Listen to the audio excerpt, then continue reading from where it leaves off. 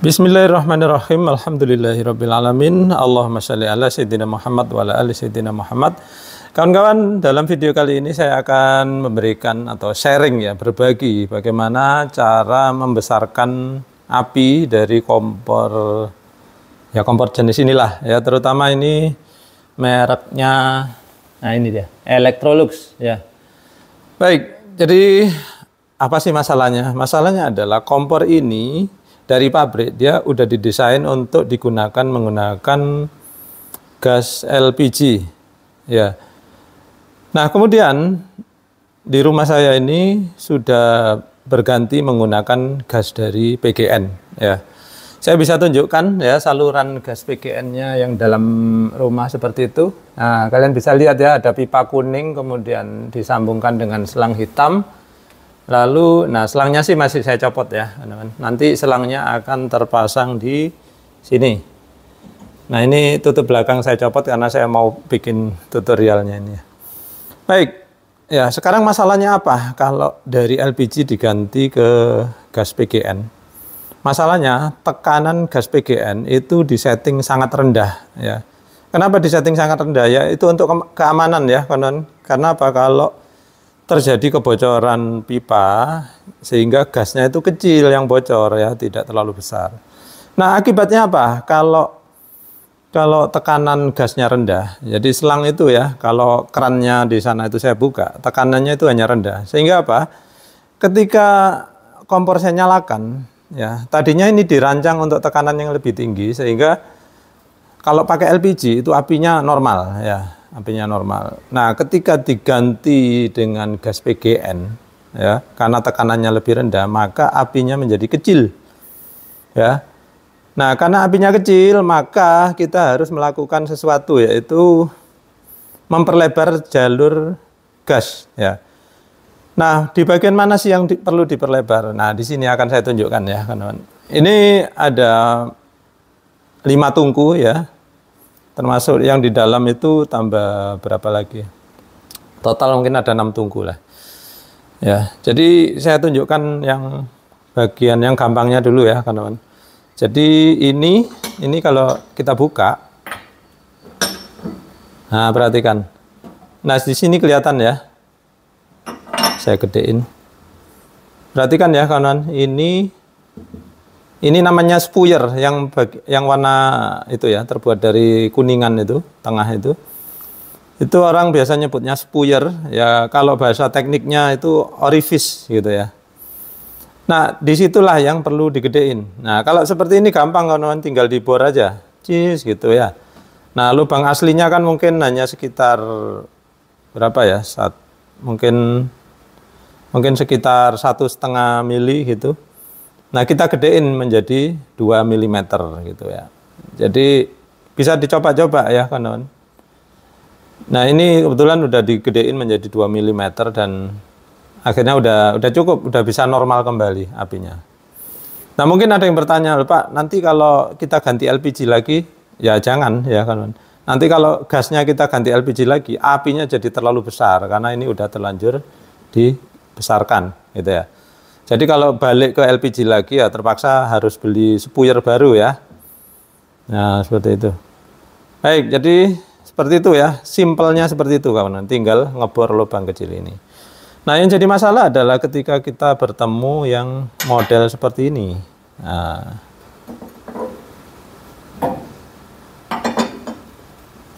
Nah, letaknya ada di samping kawan. Nah, di situ ya.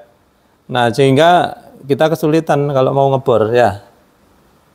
Terpaksa ini harus dicopot dulu. Nah, ini kan dia bentuknya segi 6 ya, kawan. Saya tunjukkan yang ini aja deh. Bentuknya segi 6. Nah, itu bisa dicopot dengan menggunakan kunci ya.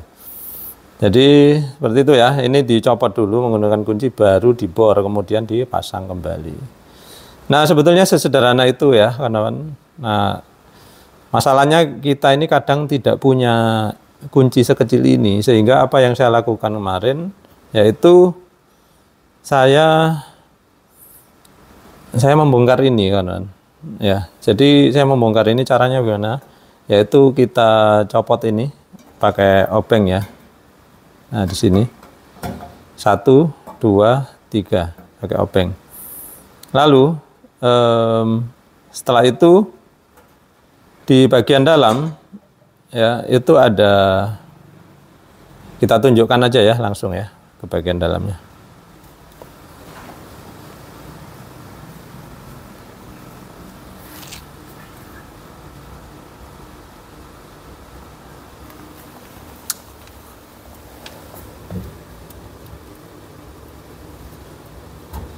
Baik, itu ini ya kawan-kawan, sebentar saya tunjukkan dulu.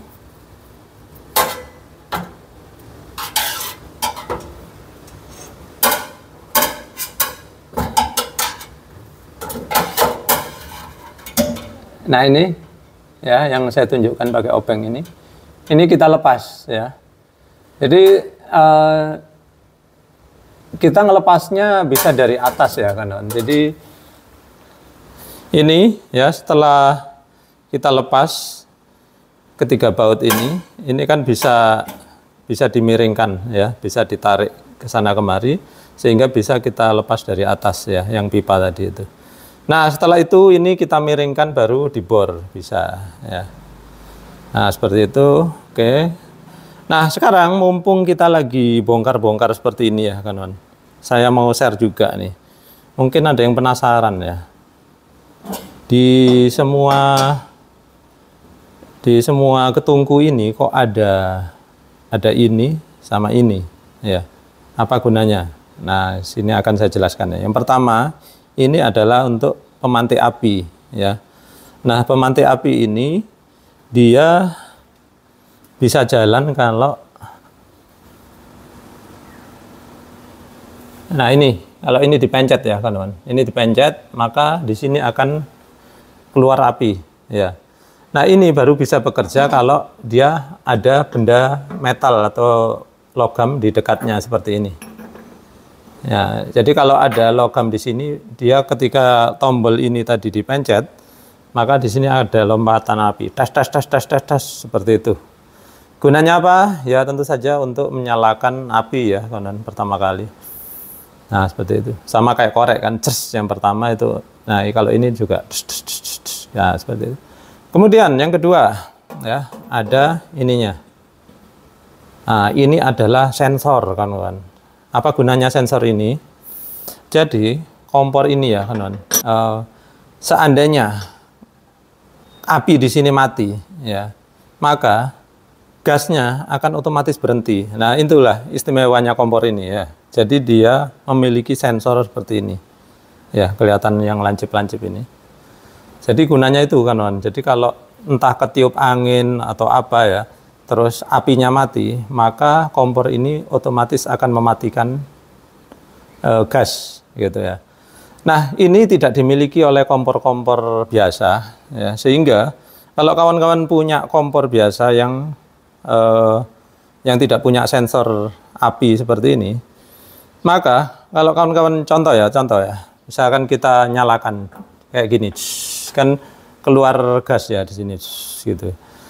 Nah, kompor biasa akan keluar gas terus-menerus. Nah, makanya kayak orang lupa ya, kalau misalkan ada orang lupa nyalakan gas lalu nggak dinyalakan, maka gas ini akan keluar terus-menerus, kemudian bisa memenuhi ruangan rumah ya. Nah, ini yang sangat berbahaya. Kalau gas keluar terus-menerus terus memenuhi ruangan rumah ya, maka suatu saat ada percikan api ya. Ada percikan api itu bisa terbakar seluruh rumah gitu. Nah, seperti itu kira-kira ya kan. Jadi inilah keistimewaan kompor yang ini ya, kompor Electrolux ini ya. Ada sensor ini ya, sensor apinya. Gunanya apa tadi? Yaitu untuk mematikan gas. Jadi gas itu bisa nutup kalau ini tidak merasakan ada api. Nah, contoh ya, misalkan ya kawan-kawan. Ini lagi nyala nih apinya, gitu. Kemudian tertiup ya, entah ada angin kenceng atau apa tiba-tiba tertiup, itu kan biasanya apinya bisa mati ya. Nah, ketika apinya mati ya, maka sensor ini ngerasakan, loh nggak ada api lagi, maka dia akan menutup gasnya sehingga gas tidak akan keluar. Beda dengan kompor biasa, meskipun ketiup, gitu. Meskipun ketiup, seperti itu ya, maka gas masih tetap keluar, ya seperti itu. Baik, sekarang kita akan intip bagian dalamnya, bagaimana sih dia bekerjanya ya.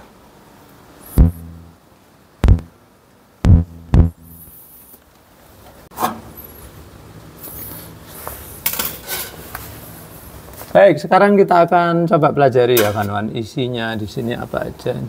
Perhatikan ya kawan-kawan, kita coba urut dulu. Ya, ini pipa yang besar ini adalah sumber gas ya, dari tabung LPG ataupun dari PGN. Kemudian ini ya, ini adalah yang ke arah tungku ya. Nah, kemudian di sini adalah kerannya ya, yang mana kita putar dari depan tadi. Kemudian ini ada kabelnya coklat ini ya, terus berakhir di yang hitam ini. Ini adalah pangkal dari sensor api tadi ya. Nah, seperti itu. Nah, ini ternyata bisa dilepas, nah, dilepas seperti itu. Nah, saya kemarin karena kurang paham, saya baru paham setelah ini ya, setelah bongkar ya. Jadi, bentar ya. Nah, ini akhirnya saya putus di sini kemarin. Nah, saya putus. Nah, ternyata saya salah ya, harusnya nggak usah saya putus karena bisa dilepas pakai itu tadi ya, pakai soket tadi itu. Nah, untungnya kawan-kawan, saya pikir udah rusak ya ketika saya putus. Untungnya setelah saya sambung ulang, saya pelintir seperti ini, nggak ada masalah ya, bisa digunakan. Nah, seperti itu. Kemudian satu lagi, yang ini ya, kabel biru ini kelihatan ya. Nah, kabel biru ini adalah kabel untuk pemantik api ya, yang tadi yang ada keramiknya putih tadi ya. Nah, lokasi pemantiknya sendiri ada di sebelah kiri sana. Oke, saya miringkan. Nah, itu ya. Nah, kelihatan ada coklat itu ya, kawan. Warna coklat di sana itu. Nah, itulah pemantiknya. Jadi kalau pemantiknya rusak ya itu yang diganti. Baik, sekarang kita akan peragakan ya kawan, karena ini udah selesai saya pasang semuanya, sudah rapi. Terus nanti kita akan tunjukkan bagaimana hasil apinya setelah spuyernya saya besarkan. Ya memang tadinya saya nggak berniat untuk bikin video, makanya saya nggak bisa menunjukkan sebelumnya ya. Tapi yang jelas sebelumnya itu apinya kecil sekali kawan ya. Sekarang mudah-mudahan udah normal ya. Nah, sebelum kita menguji ya, kita akan lihat dulu tombol-tombol di sini. Ya, ini yang saya bilang tadi ya, karena untuk pemantik api.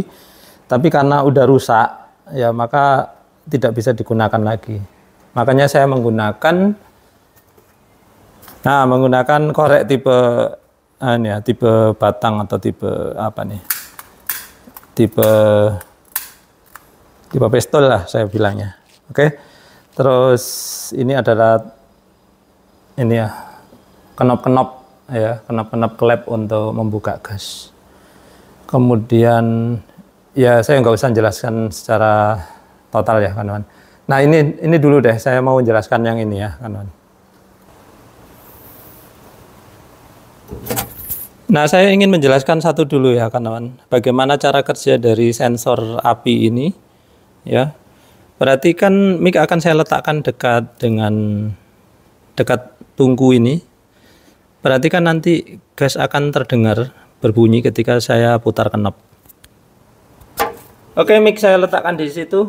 Mudah-mudahan kawan-kawan bisa perhatikan ya. Sekarang saya akan putar knob ini sehingga gas keluar. Dengarkan bunyinya. Kedengaran ya bunyinya ya. Ini masih saya tekan kawan-kawan. Seandainya api nggak nyala, terus saya lepas, apa yang terjadi?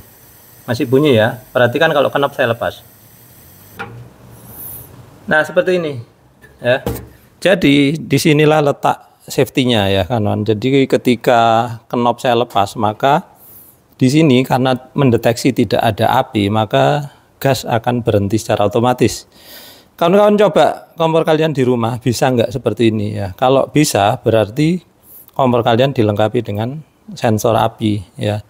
Tapi kalau kompor-kompor yang biasa ya, kawan-kawan, yang nggak ada sensor api, ketika kalian lepaskan knob ini, meskipun api tidak nyala, maka dia akan nyala terus, gasnya akan keluar terus, mendesis terus ya.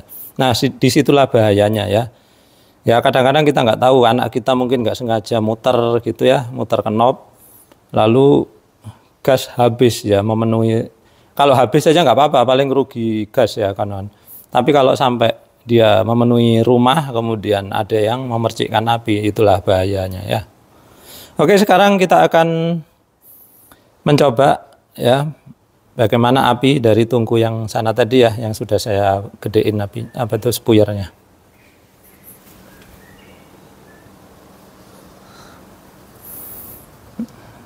Oke kawan-kawan ya, perhatikan ya, sekarang kita akan coba.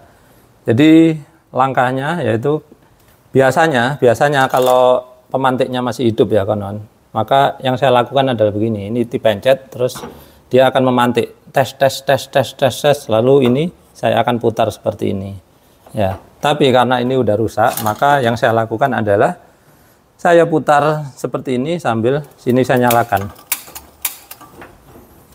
Ini pemantiknya pas kurang bagus ya.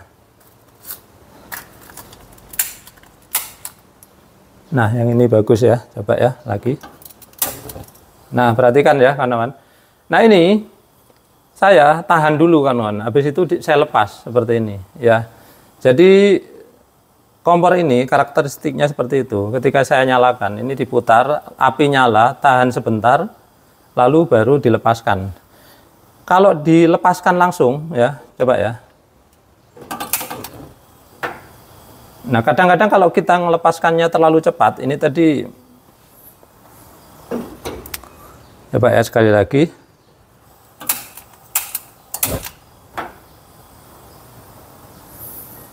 Ya, ini cukup sensitif sih kawan-kawan. Biasanya ya dulu itu kalau apinya masih kecil, seringkali kalau saya lepaskan gini, dia mati kembali apinya. Kenapa? Karena sensor apinya kurang kena api, kawan-kawan. Jadi sekarang sih udah beres sehingga gampang ya, dia nggak mati-mati lagi.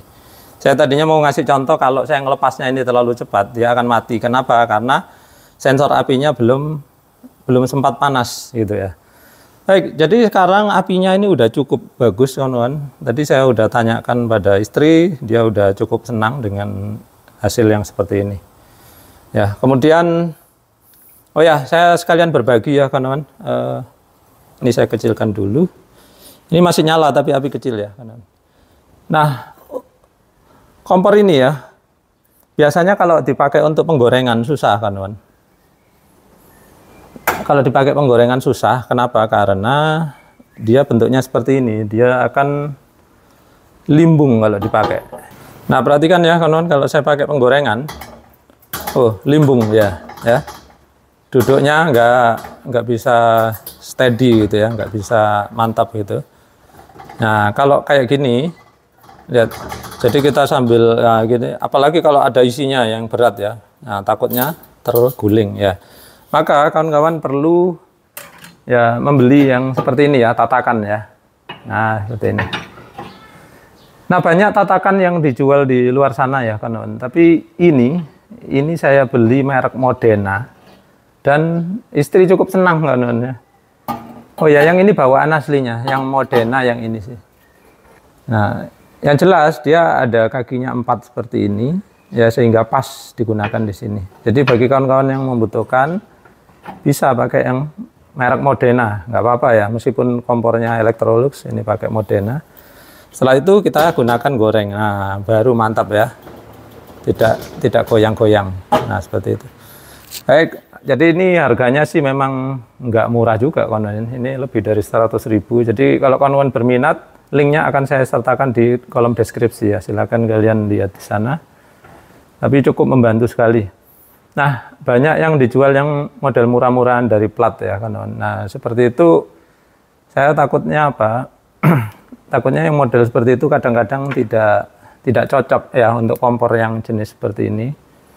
Kenapa? Karena ada yang modelnya gimana ya, modelnya ada yang tenggelam kayak gitu. Tapi yang jelas ini sudah saya coba dan istri udah cukup senang lah.